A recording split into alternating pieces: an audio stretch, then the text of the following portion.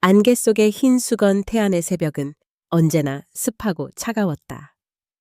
마을을 내려다보는 언덕에서 바라보면 집집마다 굴뚝에서 피어오르는 연기 사이로 엷은 안개가 골목골목을 뒤덮고 있었다. 동네 사람들은 아직 꿈길을 헤매는 시간. 하지만 이 고요함을 깨는 사람이 있었다. 이른 새벽 50년은 좋게 된 듯한 검은 코트를 입은 이순자 할머니가 문을 여닫는 소리가 골목에 울렸다. 할머니의 움직임에는 망설임이 없었다. 길가에 은행 잎이 위에 맺힌 이슬이 마른 발자국마다 하얗게 번졌다. 그녀가 걷는 길은 단조롭지만 일거수일투족의 묘한 긴장감이 감돌았다. 동네 가게인 신영섬유는 마을 끝자락에 덩그러니 서 있었다. 다른 상점보다 일찍 문을 여는 곳으로 유명했다. 하지만 요즘 들어 매일 아침, 아직 해가 뜨기도 전에 누군가 언제나 같은 얼굴로 가게 앞에 서성이고 있다는 소문이 돌기 시작했다. 그것이 바로 이순자였다. 어서 오세요, 할머니. 오늘도 그 수건 맞으시죠? 서점 주인 박 씨는 손등으로 잠결을 비비며 인사했다.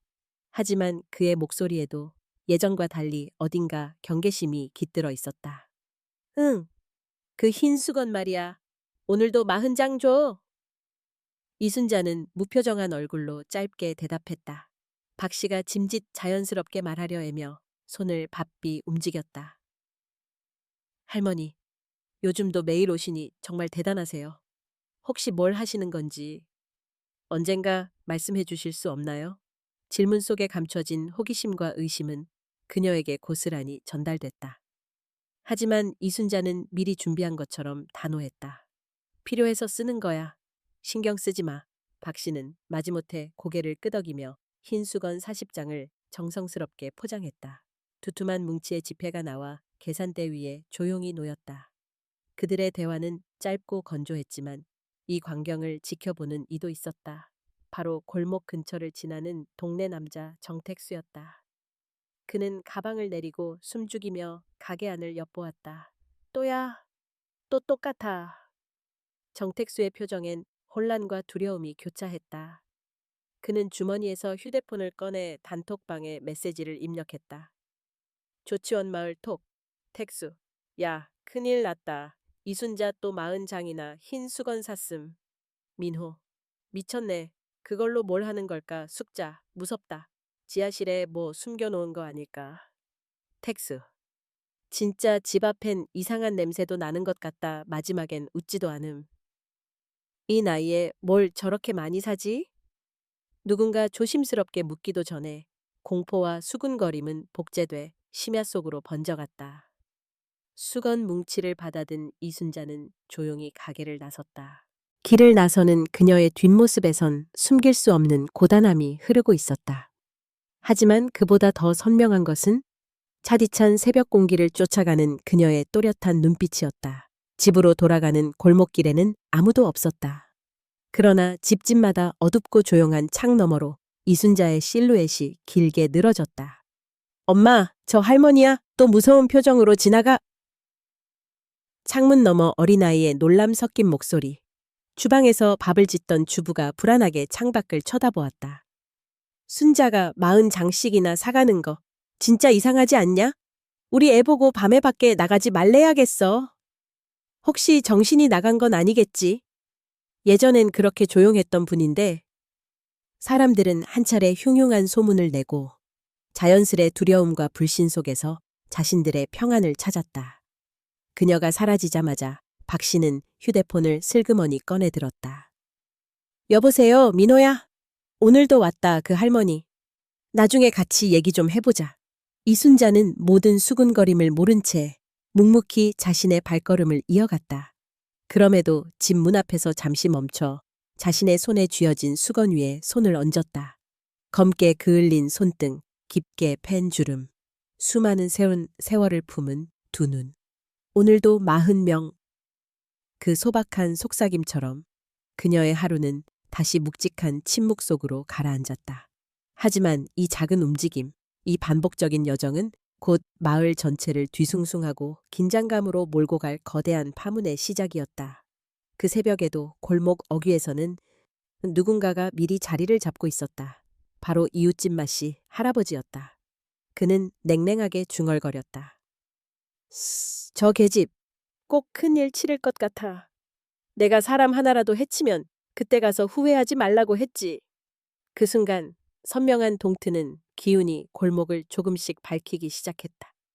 하지만 마을 사람들의 마음에 들이운 불안의 그림자는 좀처럼 걷히지 않았다. 그토록 흔한 흰 수건 한 장, 평범하기 그지없는 그 물건이 이제는 마을에서 미신과 죽음, 그리고 섬뜩한 의심의 상징이 되어 가고 있었다. 다음 장, 이 흰 수건들이 품고 있는 진짜 사연이 더욱더 강렬한 갈등과 마주하게 될 것이다. 이상한 냄새와 밤의 소리, 태안의 밤은 유난히 조용했다. 핏빛 해가 산 너머로 사라지고 난 뒤 마을엔 다시 습기와 안개가 스며들었다. 골목마다 기어가는 바람 사이로 개 한 마리가 짖고 낡은 전봇대 아래로 고양이 한두 마리가 지친 걸음으로 스쳤다. 이런 어둠 속에서 최근 들어 이곳 주민들의 마음을 뒤흔든 또 다른 불길한 소문이 퍼지고 있었다.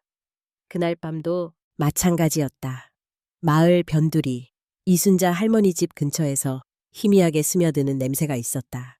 처음에는 아무도 대수롭지 않게 여겼지만 그 냄새가 날이 갈수록 점점 진해졌다. 그냥 음식이 상한 냄새가 아니었다. 꿉꿉하면서도 시큼하고 어딘가 음침하게 스며드는 설명할 수 없는 섬뜩한 냄새였다. 박명숙 아주머니는 그날 밤 창문을 꼭 닫으려다 그 냄새를 맡았다. 역시 오늘 밤도 또 그 냄새야. 대체 저 집에서 뭘 하는 거지? 그녀는 미간을 찌푸리며 현관 밖으로 몰래 나와 주변을 살폈다. 담장 너머로 보이는 이순자 할머니 집은 여느 때와 다르지 않았다. 그런데 바로 그 순간이었다. 철컹, 철컹. 집 안으로부터 어딘지 모를 쇠붙이 부딪히는 소리, 그리고 누군가 뭔가를 질질 끄는 듯한 미묘한 소음. 박명숙의 등골이 오싹해졌다. 옆집 남자 김병국도 우연히 그 소리를 들었다. 아내와 함께 TV를 보다가 갑자기 들려온 낮고 흐린 소리에 TV 볼륨을 잔뜩 올렸다. 여보, 밖에서 뭐가 이상하게 우는 소리 들리지 않아? 에이, 신경 쓰지 마. 그냥 고양이가 쓰레기통 긁는 거겠지. 하지만 김병국의 표정은 내내 어두웠다. 다음 날 아주머니들은 아침 장터에서 삼삼오오 모였다. 수군거림이 불길처럼 번져나갔다. 진짜 이상하지 않아? 우리 동네에서 예전엔 이런 냄새 안 났잖아. 어젯밤엔 내가 직접 봤어. 이순자 집에서 누가 나오는 것 같았어. 영락 없는 시체 썩는 냄새더라니까. 에이, 설마 사람이 죽은 건 아니겠지? 그럼 뭐지? 그 나이에 뭐 저렇게 수상한 짓을 해? 그 순간 젊은이 하나가 자신 있게 끼어들었다. 저 어젯밤에 진짜로 집 앞 지나가다가 문틈 사이로 빨간 천 같은 게 보였어요. 이상한 그림자도 움직이고 난 솔직히 좀 무서웠어요. 혹시 뭔 일 벌어지는 거 아니에요? 그의 말에 분위기는 더욱 비장해졌다. 박명숙은 목소리를 낮췄다. 내가 어제 남편이랑 저녁 먹을 때 얘기했는데 그 집에서 밤마다 뭔가를 치우는 것 같다더라. 겁나서 창도 못 열겠대. 한 아주머니가 벌컥 소리쳤다. 진짜 이러다 무슨 일 터지는 거 아니야? 예전에도 저 집에 살던 사람 이상하다고들 했는데. 그 옆에 서 있던 남정희는 한마디로 분위기를 바꾸었다. 그 할머니, 혹시 귀신 부르는 거 아닐까? 무슨 푸닥거리 하는 거지? 사람들의 불안감은 금세 분노로 뒤바뀌었다. 그들은 더 이상 순수한 호기심이 아니었다. 불길한 예감, 두려움, 그리고 본능적 미움이 한데 뒤섞였다. 저런 사람 곁에 살고 싶지 않아. 애들도 밤에 못 나가겠대. 이장이 뭘 하는 거야. 신고라도 해야지. 누가 같이 한밤중에 그 집 좀 엿보러 가자. 진실을 파헤쳐야 해. 술기운이 오른 박철수 아저씨가 나섰다. 좋아, 오늘 밤 내가 직접 이순자 집 벽을 넘어가 볼 테니 두고 봐라. 감히 마을을 뒤흔드는 짓거리. 내가 다 밝힐 거야. 옆에서 만류하는 사람도 있었지만 열기는 좀 채 식지 않았다. 그날 밤 몇몇 날쌘 젊은이들이 몰래 모여 이순자 집 울타리 너머를 엿봤다. 조용해. 아무 소리 내지 마. 야, 저기 봐. 불빛이 깜빡거린다. 고양이 아니야? 아니, 누군가가 천을 흔드는 것 같은데. 타는 듯한 침묵 속에서 집 안에서 또다시 뭔가 쿵 소리가 났다. 나 이제 돌아가고 싶어. 하지만 그 순간 어둠 속 창문 뒤에서 이순자 할머니의 눈빛이 번뜩였다. 거기 누구야? 그녀의 목소리는 다급하고 날카로웠다. 젊은이들은 숨을 죽였지만 결국 한 명이 움찔하다 실수로 나뭇가지를 밟고야 말았다. 툭! 정적을 가르며 외침이 튀어나왔다. 야! 도망가자! 황급히 달아나는 소리에 할머니는 문 밖으로 고함쳤다. 니네들 이런 시간에 여기 왜 기웃기웃거려? 죽고 싶어? 썩 꺼져라! 그녀의 소리에 골목은 삽시간에 조용해졌다. 그러나 밤 공기엔 더욱 짙은 경계심과 두려움이 남았다. 이튿날 청년들은 서로를 다그쳤다. 야, 진짜 죽는 줄 알았어. 그 할머니 분명 뭔가 숨기고 있어. 다음엔 무조건 증거 잡아와야 해. 경찰에 신고하자. 무서워서 못 살겠어. 마을 전체는 하루가 다르게 악의적인 긴장감에 쌓여갔다. 사람들은 점점 인상 쓴 채 서로를 의심하고 그 중심엔 늘 이순자 할머니와 그녀의 집이 있었다. 그러나 할머니는 어떤 시선도 아랑곳하지 않았다.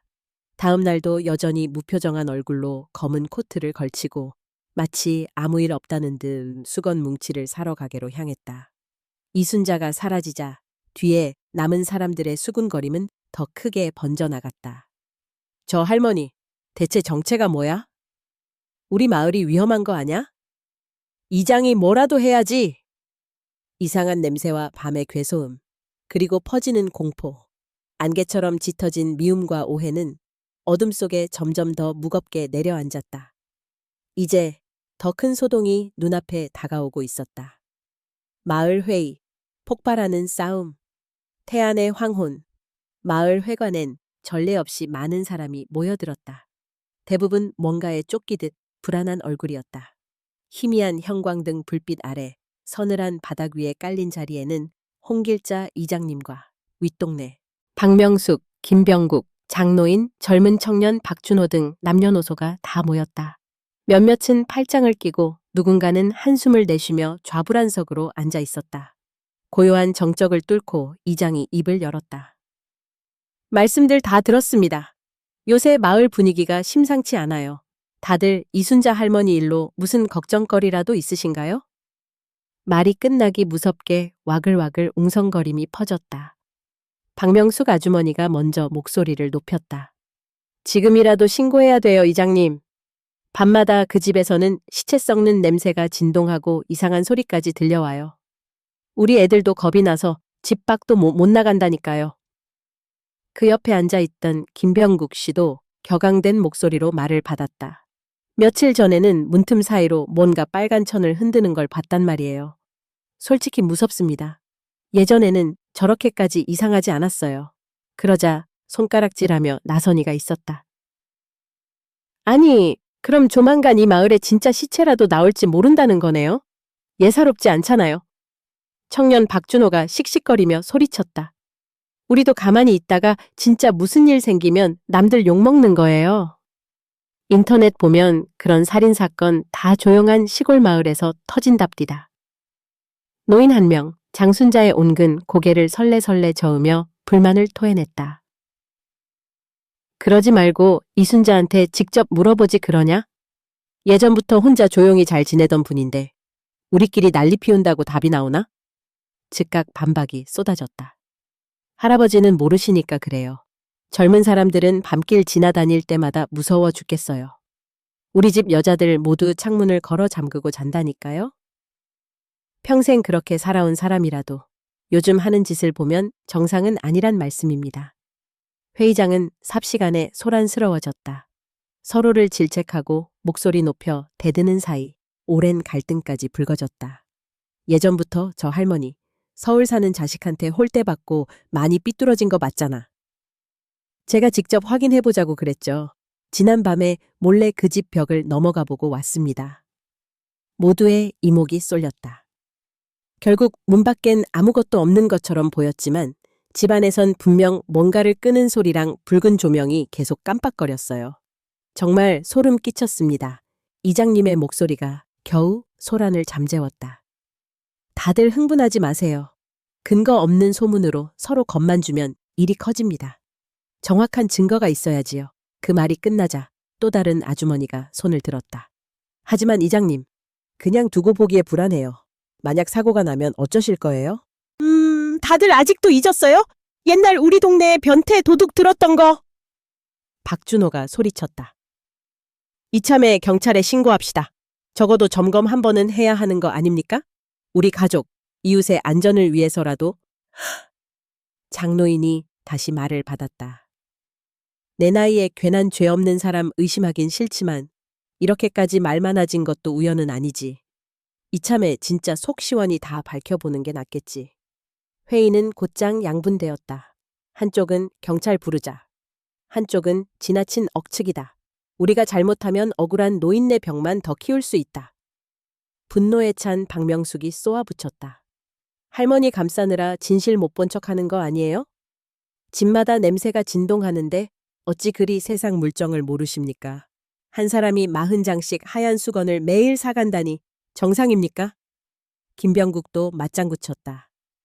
게다가 동네에서 맨날 밤이면 불빛 번쩍이지, 소리 들리지, 고양이도 자꾸 죽어나간다? 이게 우연이에요? 급기야 몸집 좋은 박철수 아저씨가 삿대질을 하며 큰소리쳤다.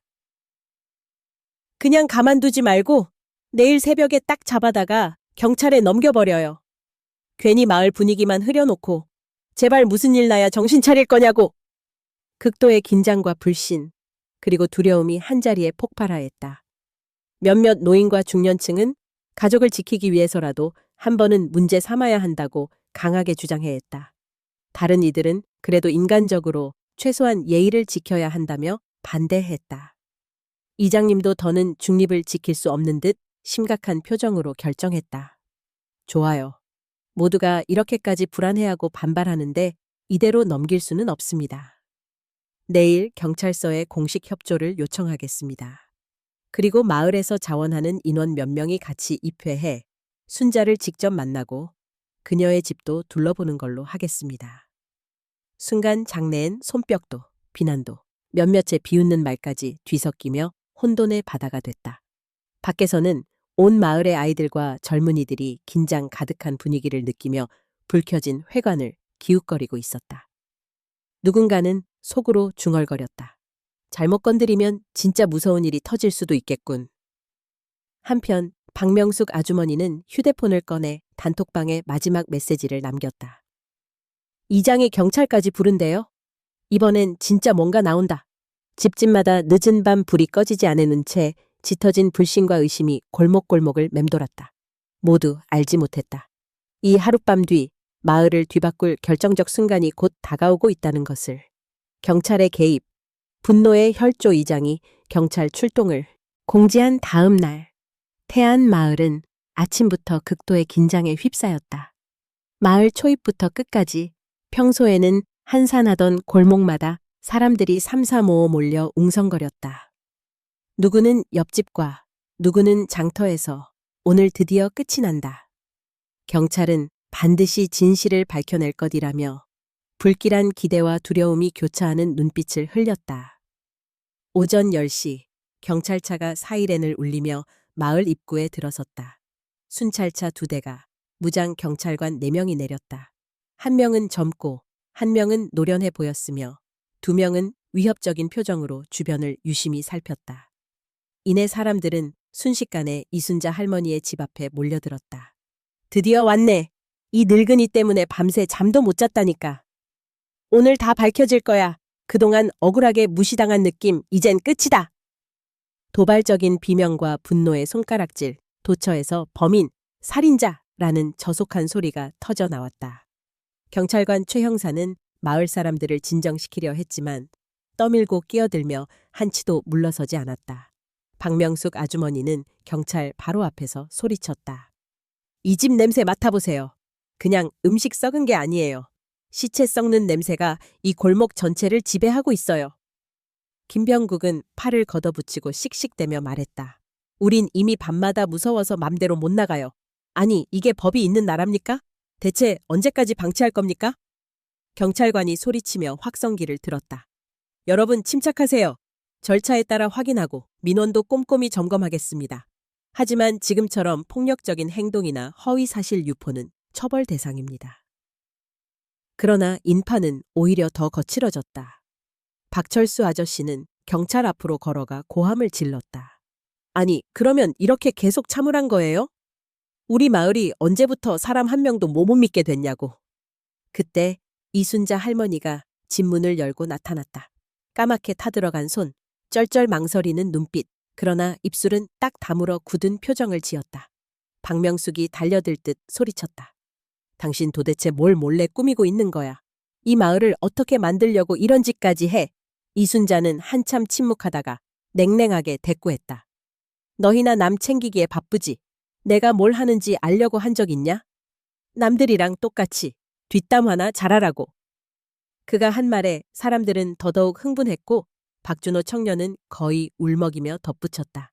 정상적인 사람이라면 매일 밤마다 수상한 소리, 새벽마다 수건 40장씩 안 산다고요? 지금이라도 다 내놓으세요. 경찰 앞에서 뭐가 문제인지. 밝히세요. 최 형사는 정중히 말을 건넸다. 이순자 씨, 협조를 부탁합니다. 마을 주민들이 극도로 불안해하고 있고 여러 상황상 집 안점검이 필요합니다. 가능하시겠습니까? 이순자는 한숨을 길게 내쉰 뒤 이내 문을 활짝 열었다. 들어오시오. 할 말 있으면 지금 다 확인해라. 경찰, 그리고 일부 마을 대표가 집으로 들어서자 인파는 더 가까워지려고 밀려들었다. 서로 욕설과 증오가 난무했다. 여기서 한 번이라도 무슨 거 나오면 당신 진짜 끝이야. 알겠어?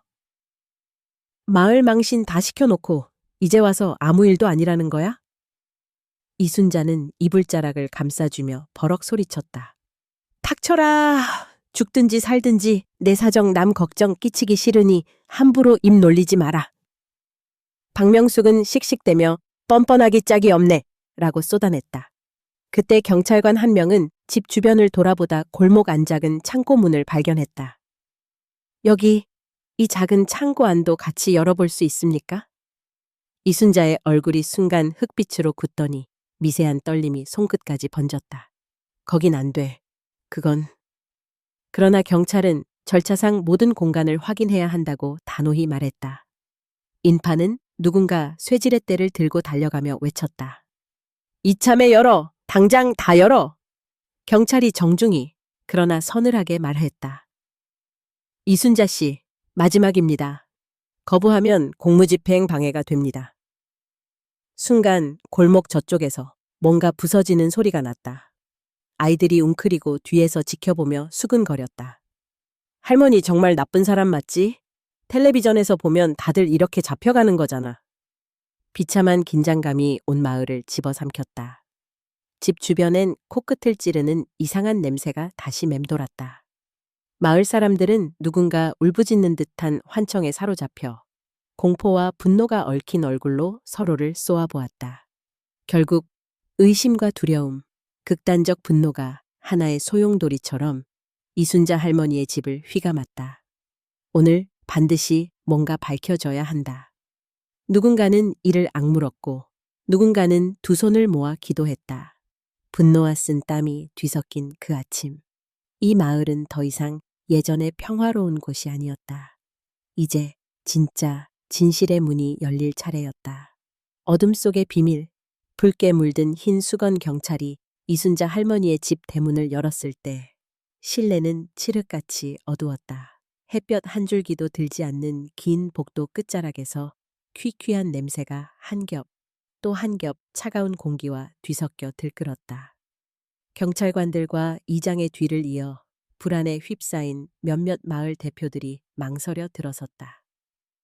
바깥에서는 수십 명의 마을 사람들이 고함을 지르며 성난 짐승 떼처럼 문틈에 빼곡히 모여들었다. 이장의 손전등 불빛이 벽을 타고 나아가자 한쪽 구석에서 수북이 쌓인 흰 천더미가 드러났다. 누군가 저도 모르게 탄식했다. 와, 진짜 수건이 산처럼 쌓여있네. 하얀 수건 무더기는 땅에 흘러 넘칠 정도로 많았고 일부는 아예 안방으로 이어지는 작은 방에까지 퍼져 있었다. 경찰 중 한 명이 조심스럽게 그 천들을 뒤집었다. 그런데 몇몇 수건 끝에 붉은 얼룩이 퍼져 있었다. 이건 피냄새 아니냐? 누군가 중얼거렸지만 검은 벽시계 소리와 함께 방 안엔 이상할 만큼 깊은 정적이 내려앉았다. 젊은 경찰이 검지로 얼룩진 부분을 조심스레 집었다. 묻어있네. 이게 진짜 피라면. 잠시 후 할머니가 벌컥 소리치며 달려왔다. 그만둬요. 함부로 만지지 마. 그녀의 목소리는 날카로웠고 두려움과 절망, 그리고 억울함까지 뒤섞여 있었다. 박준호 청년이 밀치듯 소리쳤다. 도대체 뭘 저지른 거예요? 누군가 해쳤다면 여기서 딱 잡혀요. 말하지 마. 아무것도 몰라서 그래. 내가 무슨 짓을 한 건지. 할머니는 허공을 가르듯 손을 내저었다. 느닷없는 분노가 터지듯 박명숙이 이를 악물고 외쳤다. 그 수건에 피가 묻었으면 경찰이 그냥 뒀을까? 다 검증해 봐야죠. 숨길 거 있으면 이참에 다 까 뒤집으란 말이에요. 경찰은 진정시키려 했지만 밖의 사람들은 범인이다. 시체 숨겼다. 라고 소리쳤고 집안은 점점 광기에 휩싸이기 시작했다.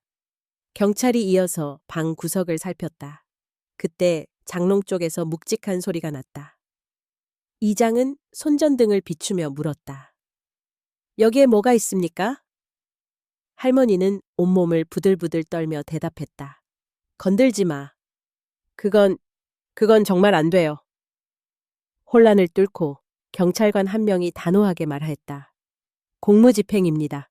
모든 공간을 확인해야 합니다. 급기야 이장은 장롱문 손잡이에 손을 댔다. 꽉 잠겨있던 문은 열리지 않았다. 밖에서 지켜보던 청년 하나가 벌컥거리며 쇠로 된 작은 지렛대를 들고 뛰어들었다. 이거로 열면 돼. 가만히 있지 마요. 여기서 끝내야죠. 장롱문이 마침내 쇽 하고 힘없이 열렸다. 모두의 시선이 장롱 안에 고정됐다. 그 안에는 깔끔히 개어놓인 문 또 다른 흰 수건들이 층층이 쌓여 있었고 그 맨 위에는 녹슨 소쿠리, 촛대, 오래된 남자 사진, 곱게 써내려간 편지 뭉치가 얹혀 있었다. 문득 기도문 같은 속삭임이 방 안을 감돌았다. 저 사진 누구지? 박명숙이 중얼거렸다. 그 순간 이순자는 주저앉으며 오열했다. 그건 우리 남편이에요. 내 남편. 다신 돌아오지 못할 그 사람. 경찰과 주민들은 움찔하며 말을 잃었다. 하지만 박명숙은 멈추지 않았다. 그래도 이렇게 많은 수건의 붉은 얼룩이라면 분명 뭔가 숨기는 거잖아요. 할머니는 손등으로 눈물을 닦으며 다소 망연한 목소리로 대꾸했다. 그건 피가 아니야. 꽃물이고 잉크고 죽은 사람 이름 한 땀 한 땀 박아 넣은 기억들이야. 청년은 잠시 머뭇거리다 손전등으로 수건 끝자락을 비췄다. 희미한 글씨, 촉촉한 물감 자국, 그리고 기억, 송별 같은 단어가 보였다. 방 안은 한동안 적막했다. 그러자 밖에 있던 아이 하나가 살금살금 창문을 통해 소리쳤다. 진짜로 시체는 없어요? 이장은 깊은 한숨을 내쉬며 크게 말했다. 어쩔 수 없다. 경찰분들 일단 모든 물품, 얼룩, 편지, 사진 전부 감식에 넘기시죠. 마을 사람들은 산산이 흩어진 충격, 조용해진 숨결 속에서 서로를 돌아보았다. 어둠이 더욱 짙어진 그 순간 방 한 구석에서 붉게 얼룩진 수건 한 장을 할머니가 곱게 안았다. 내가 한 짓이 죄라면 다 받고 싶어. 그래도 제발 내 남편과 죽은 이들만 욕하지 말아줘. 밤 공기는 차가웠지만 누군가의 식지 않는 분노가 아직 방 안을 떠돌았다. 이제 마을은 또 다른 진실, 거나 더 깊은 오해를 마주할 운명을 맞고 있었다. 기자들 등장, 미디어의 광풍 장롱이 열리고 피 묻은 수건 소동이 삽시간에 마을을 뒤흔든 그날. 오후가 되자마자 사건의 냄새를 맡은 언론과 방송, 유튜버, 인터넷 스트리머까지 물밀듯 몰려들었다.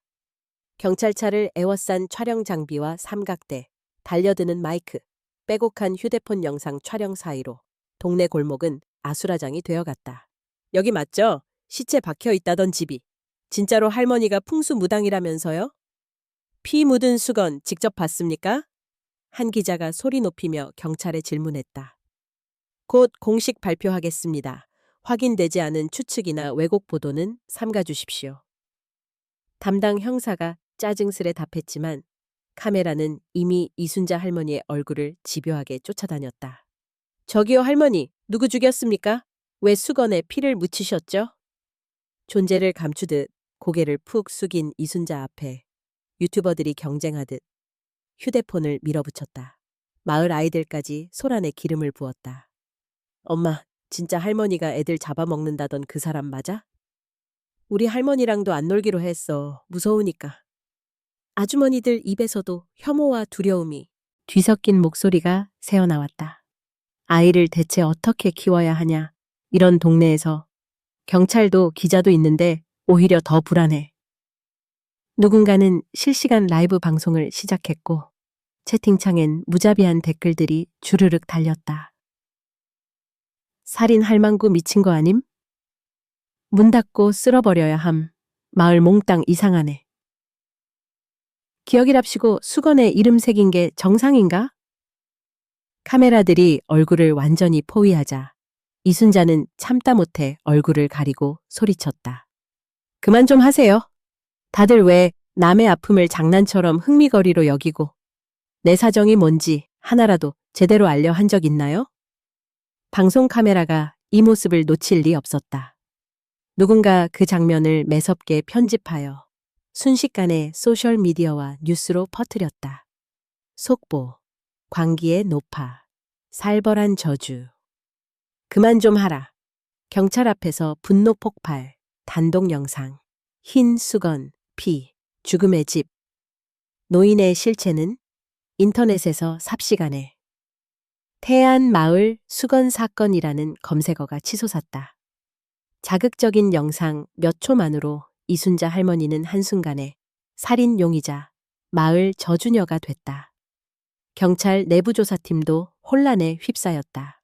정식 감식 결과도 안 나왔는데 기사 나온 대로면 할머니 이미 범죄자야. 버려져 가는 마을 이미지도 문제야. 행정기관 항의, 지역 주민 분노 전부 폭발하는 중. 이러다 사람 다치는 거 한순간입니다. 현장 통제 못하면 진짜 난리 납니다. 기자들 사이에서 별별 소문이 만들어졌다. 옛날 큰아들이 사고로 죽었으니 무슨 복수심 아니냐. 남편 죽은 뒤 제정신이 아니라더라. 마을 노인들 중 누가 옛날에 사라진 적 있다는데 그 사람 수건도 저기 들어있지 않냐? 동네 젊은이 몇 명은 방송에 나가보겠다며 인터뷰 경쟁에 나섰다. 실제로 집에서 진한 피냄새 맡았습니다. 애들한테 진짜 상처 줄까 무서워서 못 보내요. 마을 사람 전부 불안합니다. 외딴 집에 그렇게 많이 쌓아둔 물건, 우리로선 불길하다고밖에. 이 계기로 그동안 억눌렸던 불신과 격앙된 감정이 화면 너머로 전국에 생생하게 퍼졌다. 방송 카메라는 땀에 젖은 옷, 울다 지친 이순자의 주름진 뺨, 그리고 집 앞에 쏟아진 흰 수건 뭉치들을 번갈아 잡았다. 카메라 플래시가 번쩍일 때마다 할머니는 두 손으로 귀를 막고 웅크렸다. 이장마저 안타까움에 머뭇거리다 중얼거렸다. 이렇게까지 될 일이었을까? 우리가 너무 함부로 나섰나? 하지만 그는 경찰과 합동대응회의에 불려가면서도 주민들 눈치를 보지 않을 수 없었다. 한편 아이들 몇 명이 돌을 주워 할머니네 담장 쪽으로 몰려왔다. 진짜 나쁜 사람이면 우리 지켜줄 사람도 없잖아. 그냥 혼내고 쫓아내자! 이순자는 그런 아이들의 눈에도 참을 수 없는 수치와 억울함, 허물을 느꼈다. 방송과 기사, 댓글들이 걷잡을 수 없이 소용돌이치고 한 유튜버가 다시 할머니 얼굴 가까이에 카메라를 들이댔다. 마지막으로 한마디 해주세요. 혹시 또 숨기고 있는 범죄, 이참에 다 밝혀지길 원치 않으세요? 더는 참을 수 없는 울분과 혼란에 이순자는 소리쳤다. 아무것도 모르는 사람들이 내 인생을 멋대로 재단해선 안 돼요. 나는 그저 남은 삶을 묵묵히 살아보고 싶었을 뿐이에요. 순간 기자들이 움찔했지만 이미 영상은 이 말마저 비극적으로 재편집해 세상으로 내보냈다. 저주받은 마을, 광기와 외로움, 흑막은 아직 끝나지 않았다. 마을 사람들은 집에 돌아가서도 TV와 휴대폰에서 끊임없이 쏟아지는 자극적인 뉴스 영상을 바라봤다. 누군가는 마을의 평온이 영영 돌아오지 못할 거라고 냉랭하게 중얼거렸다. 그리고 어둠은 아직 끝나지 않은 의혹과 분노를 더욱 짙게 마을 위에 깔아놓았다. 격렬한 대치, 이어지는 비극 장롱이 힘겹게 열리자 방 안은 숨소리조차 들리지 않았다. 손전등 불빛이 비춘 안쪽에는 가지런하게 접힌 수많은 흰 수건과 그 위로 남루하지만 소중히 여겨진 듯 깔끔하게 놓인 남자 중년의 영정사진, 촛대와 향, 그리고 여러 장의 손편지가 세월의 흔적처럼 노랗게 쌓여 있었다. 처음엔 피가 흘렀다는 다른 수건들과 다를 것 없다 생각한 사람들이 입을 모았다. 어라, 여기 시체는 없네?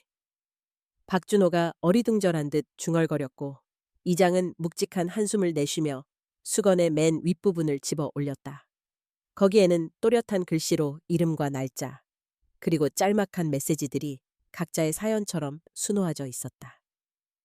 이건 모두 마을 어르신들 이름이야? 박명숙이 깜짝 놀란 표정으로 손을 떨었다. 그 순간 이순자 할머니가 울분에 가득 찬 음성으로 모두를 밀쳐내듯 소리 질렀다. 건드리지 마. 이건 내 전부야. 저 사진, 내 남편이 죽기 전에 남긴 마지막 얼굴이야. 그리고 저 수건들, 다 외롭게 죽어간 마을 어른들에게 남긴 작별 인사들이라고. 분위기가 스산하게 얼어붙는 동시에 몇몇은 불쾌하게 인상을 구겼다. 유령 부르는 거 아니야? 저렇게 수건이랑 사진 모아두고 촛불, 향까지 피우면 무슨 의식이라도 하나? 일부는 수근거리고 몇몇은 두려워하며 뒤로 물러났지만 또 몇 사람들은 더욱 거칠게 공격했다. 그래도 피까지 묻어가며 밤마다 술을 놓고 정상은 아니야. 무슨 저주라도 거는 거냐고. 마을에 안 좋은 기운 도는 것도 다 그 때문 아냐? 이장님, 이참에 당장 쫓아내야 돼요. 이순자 할머니는 떨리는 손으로 남편의 사진을 끌어안았다. 다들 날 미쳤다고 해도 단 한 번이라도 저 어르신들처럼 혼자 이 세상에서 사라져 보신 적 있나요? 아무도 찾아오지 않는 빈방에서 마지막 순간을 함께한 기억조차 남기지 못한 사람들 마음을 알아요? 한순간 박명숙의 얼굴에도 복잡한 감정이 스쳤지만 곧 냉정하게 고개를 저었다. 그래도 이런 건 아니죠. 다들 불안에 떨고 아이들까지 겁에 질렸는데 그때 구석에서 한 아주머니가 망연하게 주저앉아 울먹였다. 내 엄마도? 맞아. 작년에 병원에서 혼자 세상 떠났어요. 나는 일에 바빠 찾아가지도 못했는데 아무도 곁에 간 사람이 없었지. 그 고백에 갑작스레 공기가 먹먹해졌다. 이장도 할 말을 잇고 머뭇거렸다. 그러나 얄궂게도 주민들 사이엔 동정과 적개심이 현란하게 엇갈렸다. 남한테 피해는 안 줘야지. 마을에 귀신이라도 들어올까봐 밤에 잠도 못 자. 저런 집에서는 절대 애들 못 놀게 해. 반면 한 노인이 조용히 말했다. 너무 몰아붙이지 마라. 가진 거라곤 저런 기억들밖에 없는 자식 없는 늙은이들이 얼마나 외로운지 아냐. 지금 우리가 더 무섭게 굴잖아. 눈물에 젖은 이순자는 절규하듯 내뱉었다. 당신들이 다 몰라서 그런 거지. 외로움이 얼마나 무서운지 진짜로 느껴봤어? 난 항상 마지막 인사 한마디라도 남기고 싶었어. 그래야 내 남편도 또 언젠가 나조차 혼자 떠날 때 덜 서럽지 않을까. 순간 몇몇 주민들은 시선을 피했다. 그러나 적잖은 이들은 여전히 격앙된 얼굴로 할머니를 향한 냉정한 시선을 거둬들이지 않았다. 방 안에 모여든 모두가 각자의 외로움과 공포, 그리고 알 수 없는 죄책감을 품은 채 침묵했다. 이장은 겨우내 마른 목소리로 말했다. 이렇게 되면 마을 평의회에서 거취를 결정해야 합니다. 누구는 쫓아내자 하고 누구는 남겨야 한다는 입장인데 내일 모임에서 투표로 결론을 내릴 수밖에 없겠어요. 이순자는 낙엽처럼 주저앉아 흐느꼈다. 고요한 눈물 속에서 남편의 사진을 들어 시선에 맞췄다. 당신은 내 곁에 없지만 난 이 세상에 남겨진 마지막 얼굴이길 바랐어. 방 안은 마치 시간이 멈춘 것처럼 적막에 쌓였다. 하지만 그 밖 마을 골목에서는 여전히 격렬한 말다툼과 뒷담화, 공포와 의심이 마르지 않았다. 그날 밤 누구도 쉽게 잠들지 못했다. 지난 상처와 쌓인 오해, 그리고 아직 끝나지 않은 비극이 서로의 가슴을 무겁게 짓눌렀다. 진실의 드러남. 상처 입은 마음, 어둑한 방 안엔 침묵이 드리워져 있었다. 마을 회관에서 열린 평의회는 흡사 재판장이었다. 어둑한 불빛 아래 수십 마을 주민이 이순자 할머니를 불호령하듯 둘러싸고 앉아 있었다. 이장은 짙은 한숨을 토하며 말을 꺼냈다. 이순자 씨, 마을 사람들한테 솔직히 말해 주시오. 도대체 그 수건과 이름, 그리고 붉은 얼룩의 진짜 정체가 뭐요? 그 말을 신호로 군중 속에서 숱한 원망과 경멸, 조롱의 시선들이 쏟아졌다. 박명숙은 팔짱을 끼고 찬바람 섞인 어조로 말했다. 말해야죠. 당신이 도대체 뭘 한 건지, 우리를 이렇게 궁지에 몰아넣는 게 무슨 뜻인지.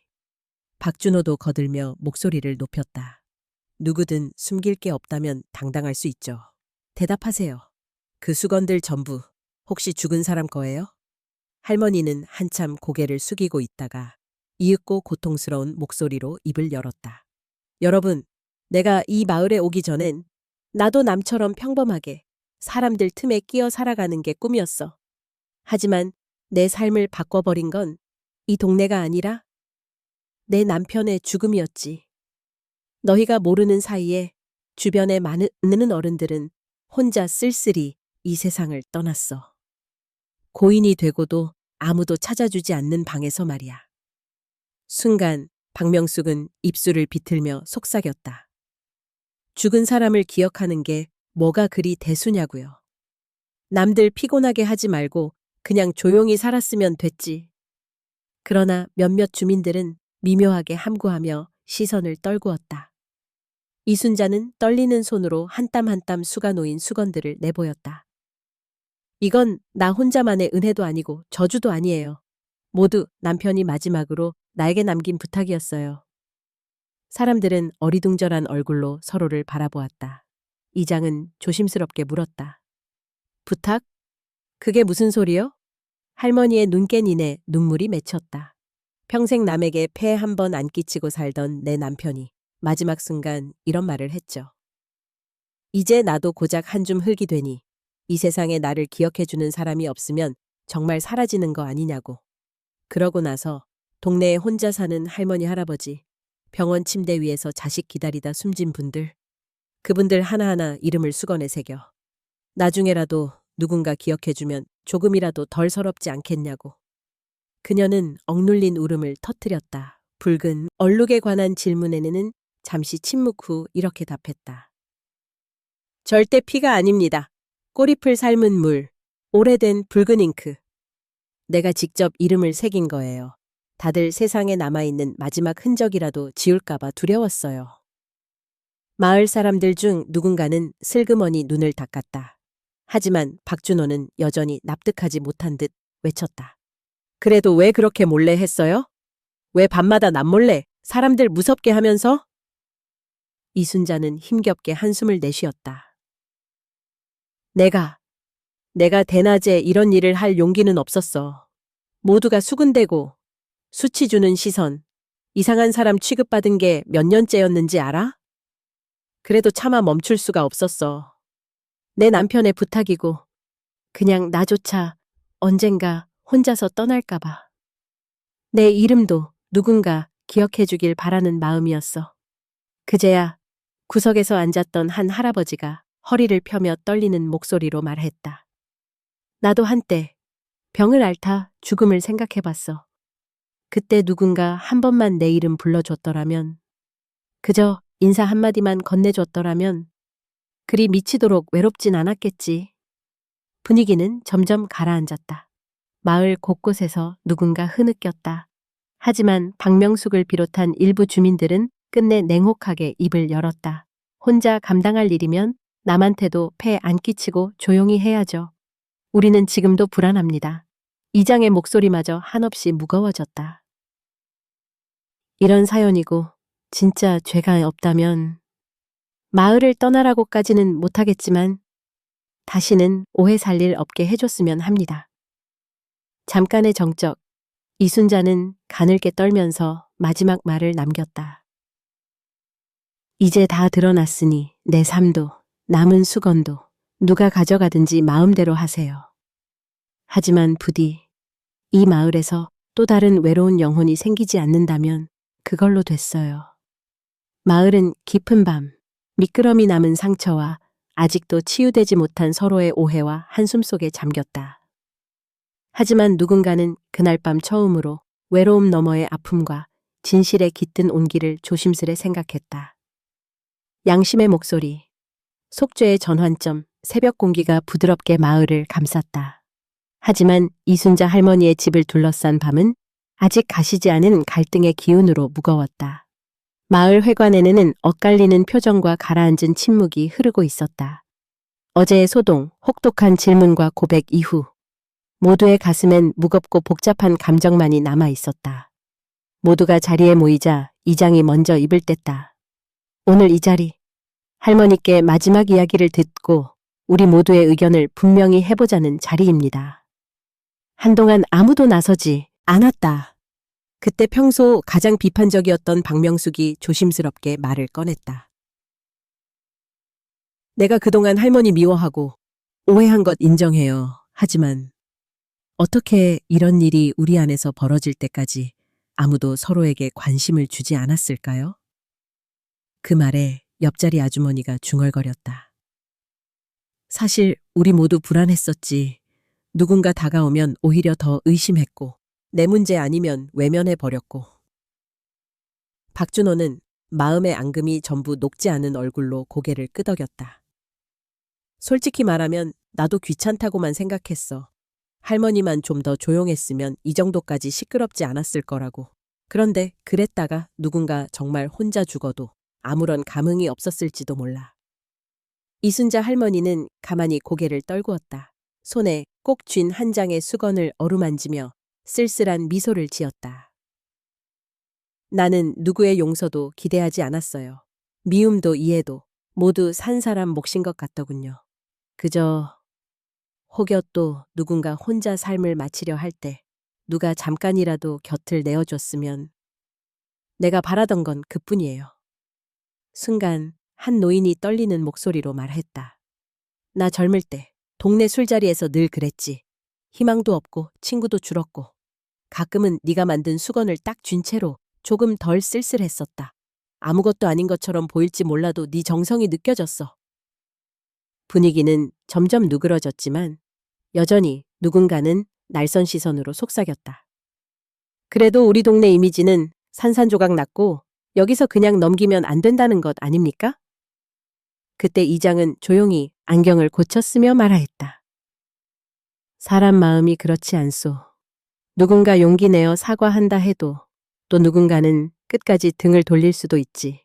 하지만 우리가 이대로 선을 긋고 할머니를 내친다면 더 큰 죄가 남을 수도 있다 여깁니다. 박명숙이 눈을 붉히며 덧붙였다. 나는 미안합니다. 할머니가 괴짜니 이상하다느니 하고 나쁜 소문 퍼뜨릴 때 앞장섰으니까. 나중엔 모두 따라했고 결국 이렇게 된 것 같아요. 진심으로 용서받을 수 있을지 모르지만 그래도 사과하고 싶어요. 같이 있던 아주머니들도 머뭇머뭇 고개를 끄덕였다. 우리 모두 뭐랄까 이런 일은 나한테 안 일어나 하고 방관자로 남았던 거죠. 이제라도 조금씩 바꿔봅시다. 하지만 여전히 냉담하게 중얼거리는 이들도 있었다. 남의 불행이 우리까지 덮치지 않게 사는 것도 나쁜 건 아니지 않습니까? 이제 할 만큼 했으니 남은 건 각자 스스로 판단해야죠. 순간 방 안엔 울컥한 눈물, 미처 피지 못한 분노, 부끄러움과 안타까움이 교차했다. 이장은 정중하게 정리했다. 이제 마지막으로 물읍시다. 할머니가 우리 마을에 남아야 할지 혹은 떠나야 할지. 각자 양심껏 이야기하고 오늘 공식적으로 결정합시다. 잠깐의 침묵 끝에 주민들은 각자 가까이 다가가 이순자 할머니에게 말하거나 때론 한 발 물러선 채 시선만 보냈다. 진심 어린 용서하세요. 미안합니다. 라는 말들도 새어나왔고 그래도 불안하긴 하다고 중얼거리는 이들도 있었다. 이순자 할머니는 마지막으로 담담히 인사했다. 함께 해준 시간, 잠깐의 시선, 그리고 이렇게라도 이야기한 오늘 모두 내겐 큰 선물이에요. 앞으로 내가 이 마을에 있든 없든 곁에서 또 다른 외로운 이가 있다면 다정한 말 한마디라도 건네주길 바라요. 그 한마디가 살릴 수도 또 외로움을 덜어줄 수도 있으니까요. 흐린 새벽 햇살이 창문을 타고 회관 안으로 부드럽게 스며들었다. 이날 주민들의 회한과 반성과 용서, 그리고 완전히 끝나지 않은 경계심은 마을에 오랜만에 정직한 침묵을 남겼다. 그리고 누군가의 마음에선 비로소 양심이 작게나마 속삭이기 시작했다. 결말, 이순자와 마지막 빛 아침 해가 마을 고갯마루를 은은하게 비추기 시작할 무렵 마을 회관에는 전날 밤보다 더 많은 사람이 모였다. 공기는 묵직한 긴장과 아직 차에 배지 않은 용서의 냄새로 가득했다. 오늘 이 자리에서 이순자 할머니의 거취가 결정될 터였다. 이장은 먼저 주민들의 의견을 받았다. 한쪽에서는 조용히 고개를 끄덕이며 이순자가 이 마을에 남아도 된다는 이들이 있었고, 다른 쪽에선 여전히 냉소와 두려움, 완고한 거부감이 번져 있었다. 한 젊은이가 먼저 소리쳤다. 우리 동네 이미지 이미 망가졌어요. 할머니는 남아도 상관없겠지만 외부에 무슨 소문이 더 퍼질지 모릅니다. 이어 다른 주민이 맞섰다. 이미 아픈 어르신들은 다 고마워했잖아요. 누가 외로운 사람 챙길 때가 있던가요? 결국 남 좋은 일 한 게 뭔 죄인가요? 분위기는 순식간에 뜨겁게 달아올랐다. 한 아주머니는 눈가를 훔치며 말했다. 그래도 섣불리 내칠 순 없어요. 또다시 누군가 외롭게 죽어가길 원하는 사람은 없을 테니까. 또 다른 이는 냉큼 대답했다. 계속 함께 있는 게 정답이라고만 할 수 있나요? 언제든 문제 일으킬 수도 있는 거잖아요. 토론은 점점 감정 싸움으로 변했다. 소리를 높이며 각자 자신의 상처와 두려움을 드러냈다. 그때 조용히 지켜보던 한 노인이 나섰다. 반쯤 백발이 된 그는 나지막하게 말했다. 나 역시 한때 죽고 싶던 적 있었다. 그때 누가 나란 존재를 한 번이라도 기억해줬다면 조금은 버틸 힘도 났을 것이다. 이 할머니가 그저 자신의 몫을 다했을 뿐이라는 걸 이제 모두 알게 됐다. 남겨진 자에겐 함께 살아가는 법도 필요하지 않겠나 순간 어수선하던 회관엔 짧은 정적이 흘렀다. 멀찍이 앉아있던 이순자 할머니가 아주 조용히 일어섰다. 밤새 뒤척인 흔적이 얼굴에 그대로 남아 있었다. 내가 바라는 건 조금의 관심, 한 번의 인사였어요. 사람 눈엔 별거 아닐지 몰라도 고독 앞에서는 그마저도 귀한 일이에요. 할머니는 잠시 숨을 삼킨 뒤 또박또박 말을 이었다. 내가 여기서 사는 게 미움이라면 떠날 수 있어요. 하지만 누구도 남겨진 사람들의 서러움을 우습게 여기진 말아줘요.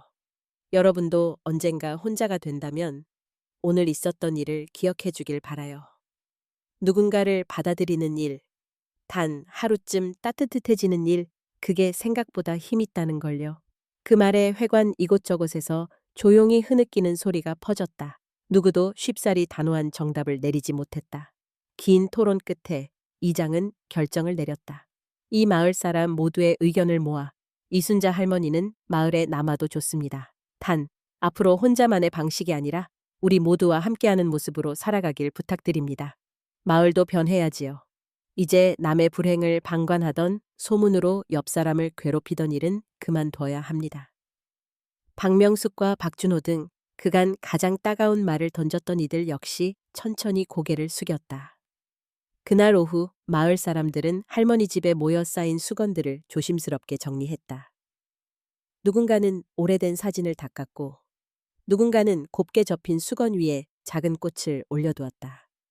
아이들은 처음으로 할머니 손을 잡고 자신의 이름을 쳐내 직접 새겨달라고 졸랐다. 담요처럼 흰 빛은 새벽 햇살과 어울려 방 안가득 아늑하게 퍼져나왔다. 그렇지만 완벽한 용서와 화해는 아니었다. 몇몇은 여전히 뒷담화와 경계의 시선을 거두지 않았다. 그러나 그 시선마저도 이른 아침 햇살 아래선 금세 힘을 잃었다. 이순자 할머니는 마루에 앉아 조용히 하늘을 올려다보며 중얼거렸다. 그래도 내 삶이 울지 않고 끝날 수 있다면 이 정도면 충분합니다. 마지막 남은 수건 하나엔 할머니 자신의 이름이 적혀 있었다. 그리고 그 곁엔 밝은 새벽 햇살이 조용히 내려앉았다. 마을에도 어쩌면 새로운 시작을 알리는 미소가 희미하게 번지고 있었다.